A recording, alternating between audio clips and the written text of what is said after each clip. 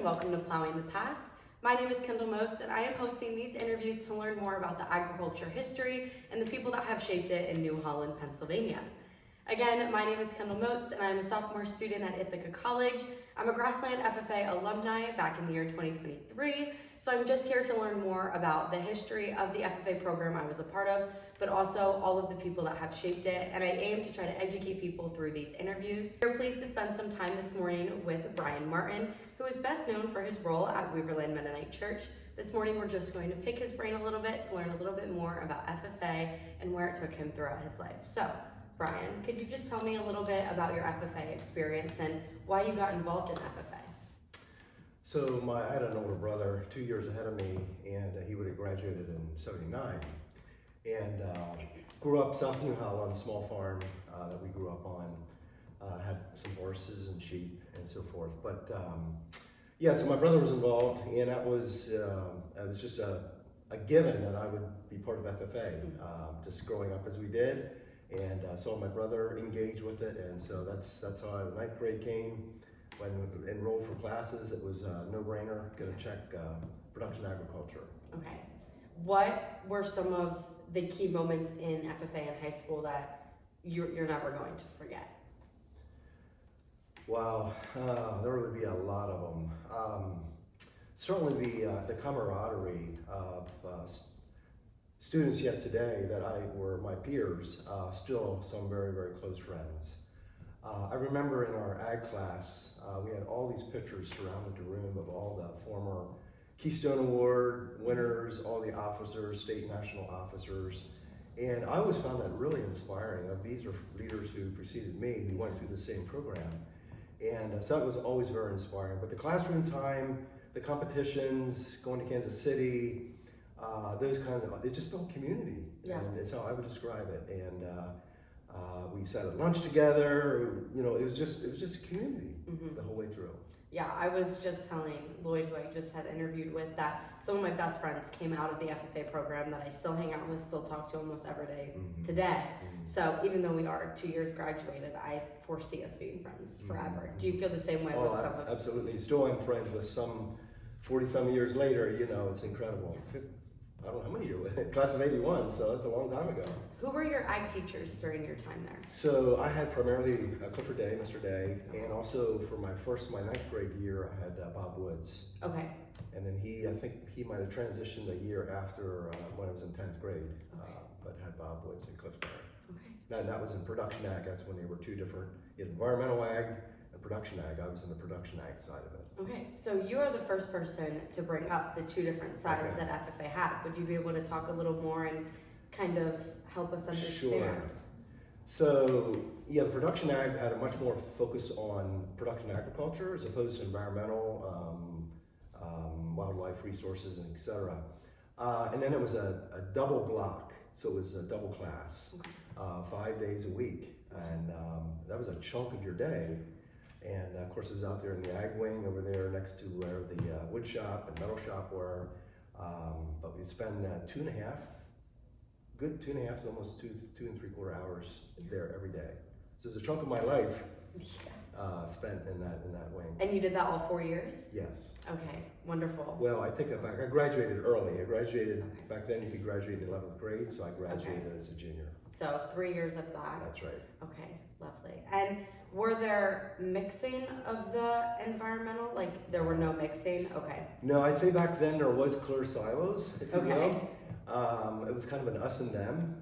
Okay. And, I mean, it was good, but we did really no interaction between environmental ag and production ag. No overlap. And I was totally different teachers. Jared Ogline, or Phil Ogline and Bob Laufer were the teachers on the environmental side.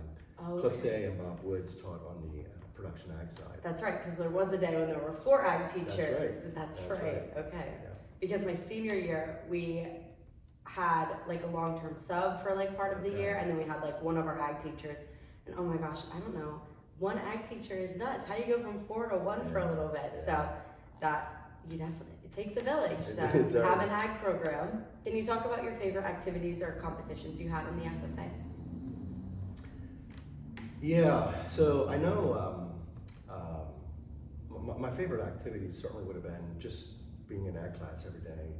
whether we were doing something in the shop or in instruction, normally the class would be split. You're working on a project route in the shop, and then the other half would be instruction.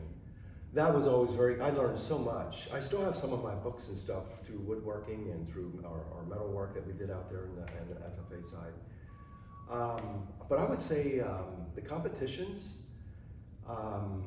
one particular memory I have was in ninth grade. We had a chapter contest for public speaking. Okay. And to do a speech in front of all your peers was quite intimidating. And I wrote a speech on hunting and wildlife resources and how hunting helps work at a healthy forest and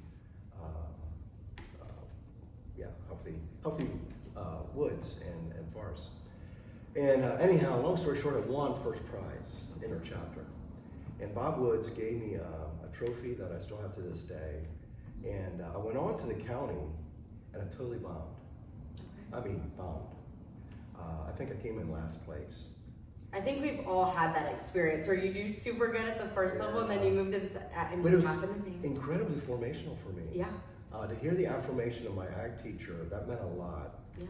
And it kind of spilled over then into what I'm doing today of just having that awareness. The leadership training part is what really I just was very grateful for.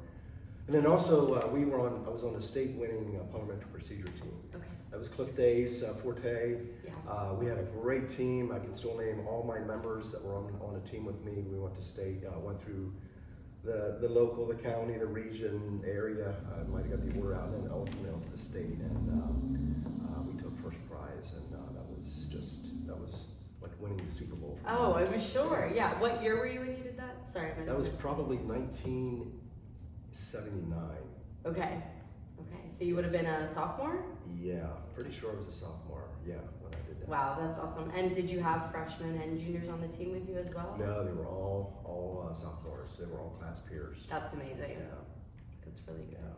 Now I see here that your dad was very involved in the Penn Dutch Sportsman Club and then also the County and State Federation of Sportsman Club. Can you talk a little bit about your father's involvement and then also your involvement? Sure. So Dad, my dad, he passed away. It's going to be 2 years here in January. Dad was a very advocate hunter. He enjoyed hunting. He's very big in volunteering, both in the community with the fire company here in town. Had his own business, but he enjoyed hunting, and he was also very involved with Penn Dutch Sportsman's Club. I tagged along with him as a kid, 8, 9, 10, 12, 14 years old. And that led then to me enrolling into going to state camp, conservation school up in Penn State. And then a couple years after that, then Lancaster County started their own school here, conservation school. And so then I served 2 years as a counselor in that role. But Dad was very influential. He was, don't know what the title was called, but he was a consultant with the FFA for years. Just working more of a consulting role with the chapter FFA. Yeah. Can you talk a little bit about how your FFA career led into your career paths then after high school that you had? Yeah, I can't overstate the impact that FFA has had on me personally. Yeah. Growing me as an individual. I go back to that ninth grade public speaking contest. That was like a watershed moment for me of when I had a lot of doubts and fears about my own value, my own gifts and skill set. And then to see that just incentivized me to realize, hey, there's some leadership qualities within me. And to see that among a collection of other peers, my classmates, and to be able to help grow one another, again, in that whole idea of community and then in a competitive environment among other FFA chapters in the county was just huge. I'd say for me, the biggest takeaway of all my years in FFA would have been just the growth of leadership. Yeah. That leadership matters. To me, that's the staple of FFA, is its ability to grow leaders. I think Grassland FFA is a testimony. You look at the leaders that have been cranked out the last 50 years. These are people who are contributed to our community. They've made a difference wherever they're serving in business, entrepreneurs, business owners, pastors, leaders, you name it, they're all there. And I credit Grassland FFA do an incredible job of raising up good leaders. Yeah, I think all the time back to my high school experience that I had now that I'm at college and I'm around so many different people, and you know, you're in classes sometimes and your public speaking stands out and you notice that and you're like, why is it's FFA? Yeah. Or like, why do I do things this way? Oh, it's FFA. So, I mean, organization is a huge thing for me. I think FFA just shaped that up for me, and calendars and scheduling these meetings, all of those things. Even running a meeting. I mean, I run meetings every day, and I go so back. My formation was Grassland FFA, going through learning how to run a meeting. Do you have any kids? I have 4 children and 16 grandchildren. Wow. Okay. Now, I don't know how old the grandchildren are, but the children, I'm assuming they're done in high school. Were they part of FFA as well? Our one daughter, she would have been, she was president. Okay. Krista Martin, she's now Krista Fox. Okay. Another entrepreneur has Fox Meadows Creamery, west end of town. That is their business. Yeah. Oh my gosh. Okay. And, so her and her husband and her sister and their husband. So yeah, Krista was the only one who went into FFA. The other girls and my son. I'm sorry, take that back. My son, my daughter and my son, Krista, and then also Jonathan Martin was also in FFA and also an officer. Okay, and what were some of the events that they did in FFA? I mean, if Krista's now running a business, did she do any of the competitions to kind of build that skill, or? Yeah, she was in dairy. Okay. I know a lot in dairy judging, and I'm drawing a blank on the name. Where you judge all the textures of the cream and everything. Milk quality and products. Yeah, she would have been in that. Okay, well, as we're wrapping things up, is there anything else that I haven't asked you that you would like to add on to the rest of the interview? No, I'm just so appreciative of the gift that was given to me, and to see both the Lancaster School District and the Garden Spot High School still offering an FFA program. I would just appeal, just look at the history and look at some of the leaders that they've produced for our community. It's just something that is a benefit to our community in such a big way. Yeah. So I'm just really grateful that I can be a product of that. Mm-hmm.